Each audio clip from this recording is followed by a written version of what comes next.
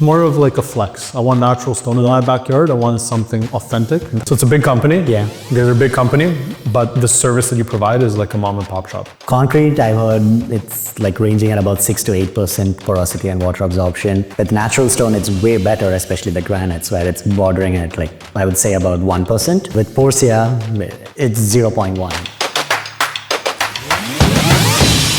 Today we have a wonderful guest with us joining our podcast. I'm going to turn it over to him and he's going to give you a quick intro on who he is and what he does. So I'm Steve. I'm the founder of Precision Landscaping.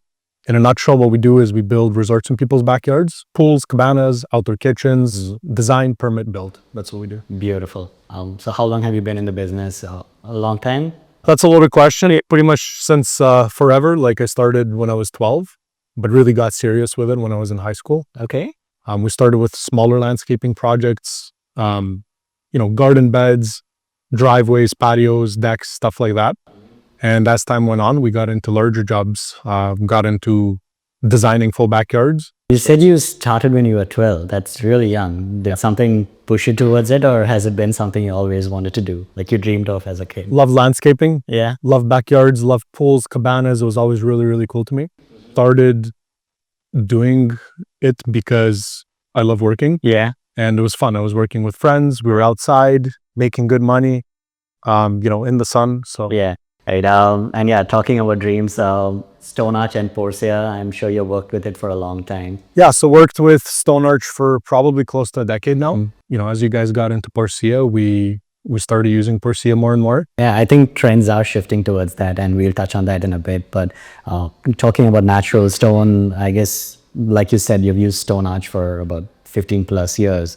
Experience with STONEarch, the team, the members. So it's a big company. Yeah. You guys are a big company, but the service that you provide is like a mom and pop shop. So that's what I love the best about STONEarch. We have one point of contact, can always, get our answers, like our questions answered very quickly, like on site, or we need you guys to, recommend something. You guys are there right away. You bring samples to our clients, you bring samples to our office. You're just very helpful in any circumstance. I'm assuming you do a lot of natural stone installs? Yes. Yeah. We use natural stone on patios, porches, pool copings, water features. We clad outdoor kitchens with it. We clad fire features with it. Nice. Depending on the project, we would use it accordingly. Got it.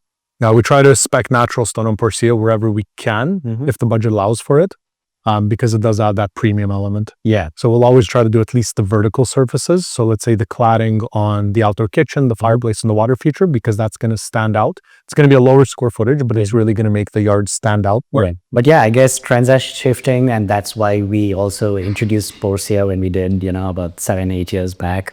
I guess that's the same trend you're experiencing as well. The industry shifting more towards outdoor porcelain.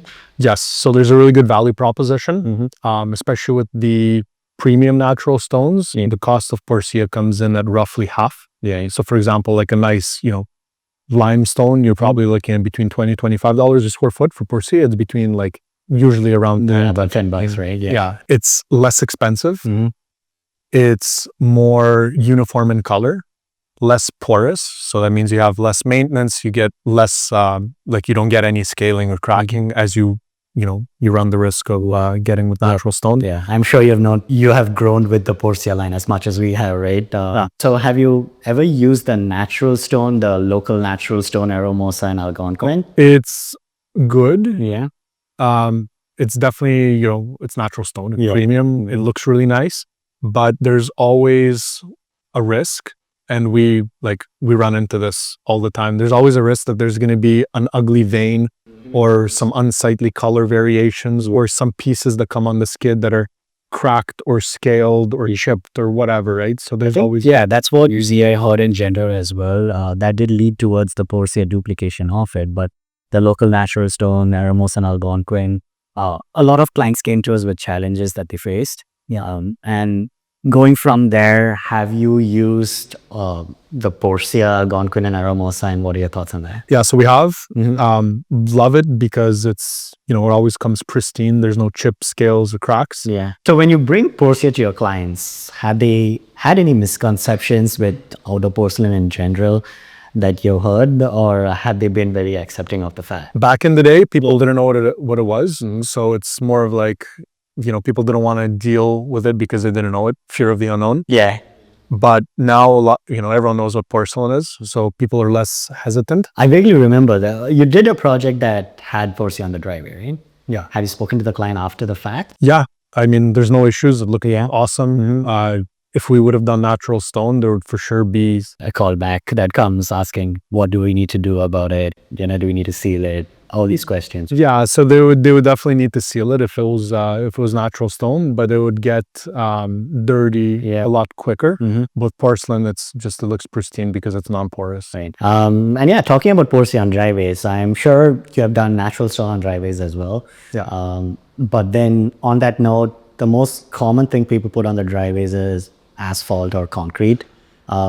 Just knowing the non-sustainable angle of those products, right? What are your thoughts on concrete versus natural stone versus Porcea on driveways? With precast slabs, they are porous, so you tend to get more tire marks.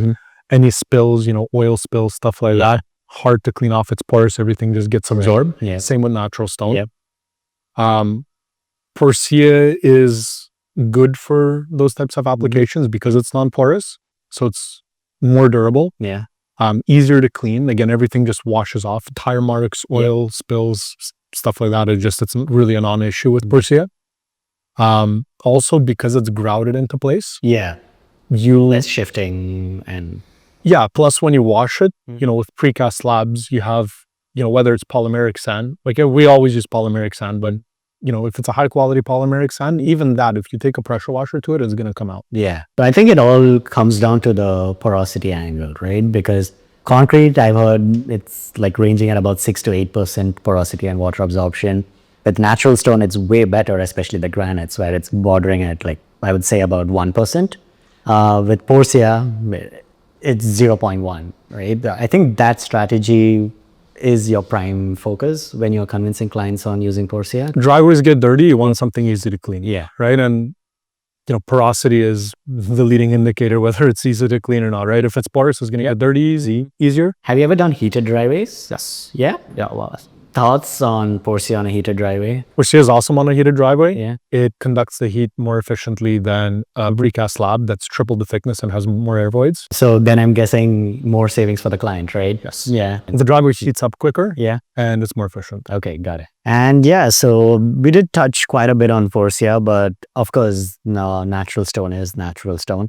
I'm sure you've had specific clients come to you and say, well, we don't want anything man-made, right? We want natural stone. Some people are dead set on just having natural stone in their backyard. Yeah. Which is cool. Natural stone is natural stone. Have they given you any reasons for it particularly, or is there... No, it's more of like a flex. I want natural stone in my backyard. I want something authentic. They're willing to pay for it. Yeah. Obviously, Porcea, in a lot of those cases now, comes in at half the price. Yeah. But if money is not the issue, then they just want natural stone. They're set on it. They're ready to deal with the maintenance.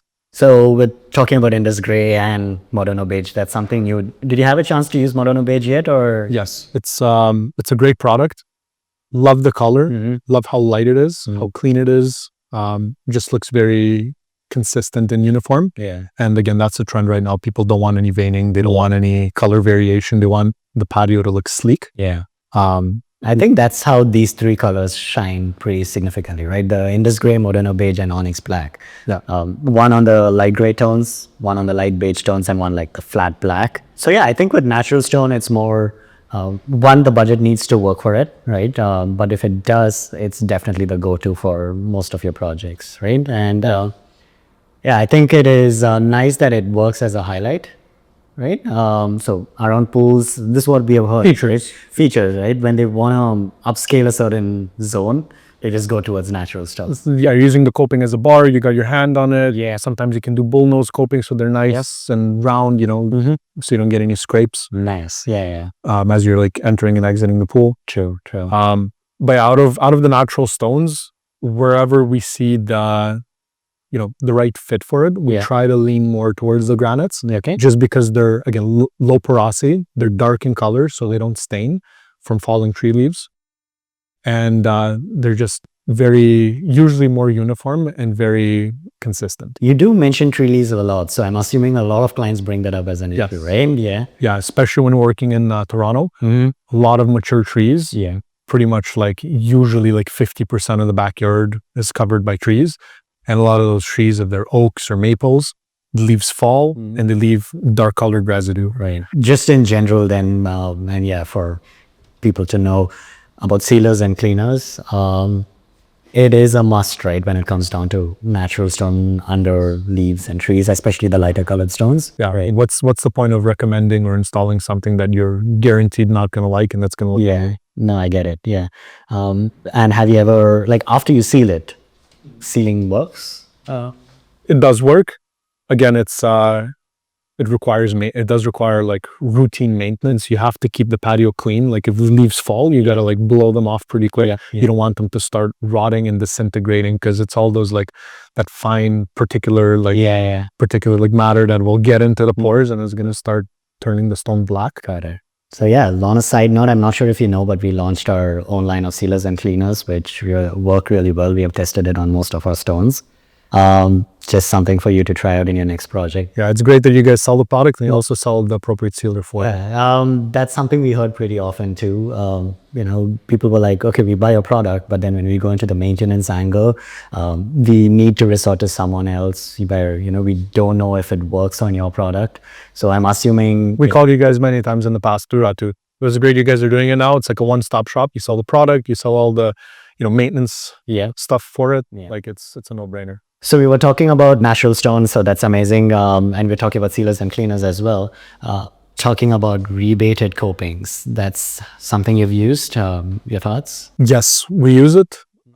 Especially now, one of the big trends is having floating steps. Yeah. And having recessed lighting in those steps. Right. So rebated copings actually gives us the opportunity to do that really easily.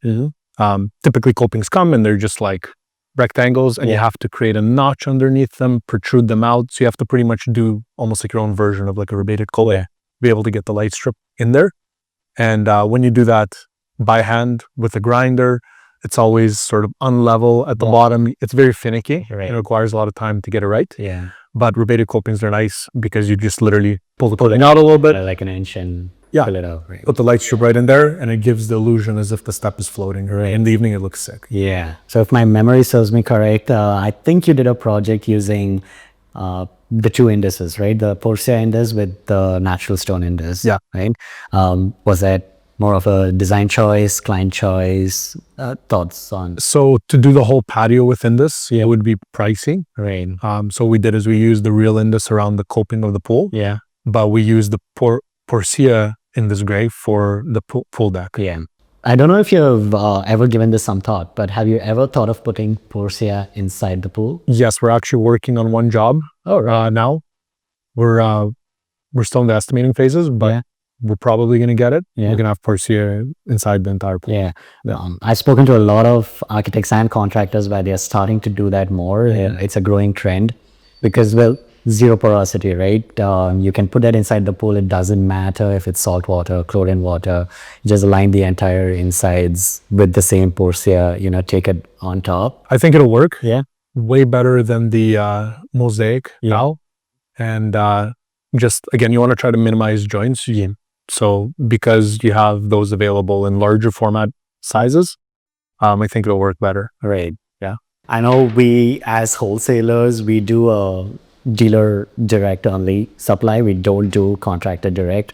So there are very loyal suppliers that you work with.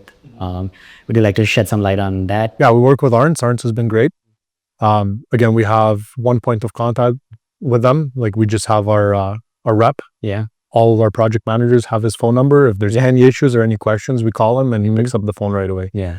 So Arns has been amazing at that. Right now they have a direct text line as well. So there's just like a general line that you can text, and they literally text you back within like 2 minutes. We need a price on something, or we have a specific question about availability or product uses. We get an answer right away. It's like using AI. All right, so we're getting towards the end of our section. So to wrap things off, just your thoughts on a good project that you worked on using STONEarch and Porcea. Your favorite project, I would say. There's a lot of projects. Each one of them are unique. Right. It's like saying, do you prefer a Mercedes or a BMW? Well, it really just comes down to, Or who's your favorite kid, right? yeah. Well, what are you into? That's it, right? Yeah. Do you like German cars? Do you like Japanese cars? Yeah. And it's like, yeah. Even in terms of product selection, any favorite? Product selection, yeah. Yeah. So personally, like myself, my project managers, our designers, we all tend to agree. Like we like Aura White. Oh, beautiful. We like Indus. Yeah. And then if we're going for a natural stone look, we like the Algonquin. Oh, nice. Yeah. So final closing thoughts. Any input you can give to upcoming contractors, people who are, just trying to start out in the landscape industry. We know you've been here a really long time, like you said, from when you were little.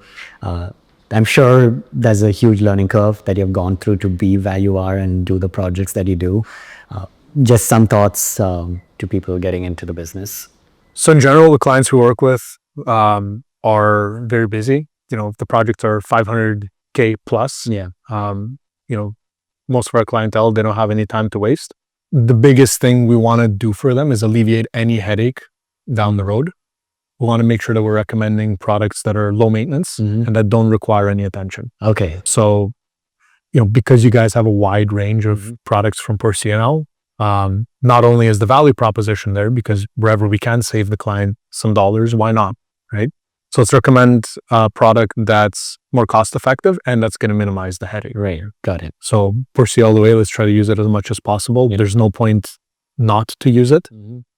That's, we're gonna see the market go more and more into that direction. I always tell people like Porcea is the future of paving, right? It's so much more sustainable than anything else you put in the ground. Of course, natural stone is there, but it does come with a price premium in most cases.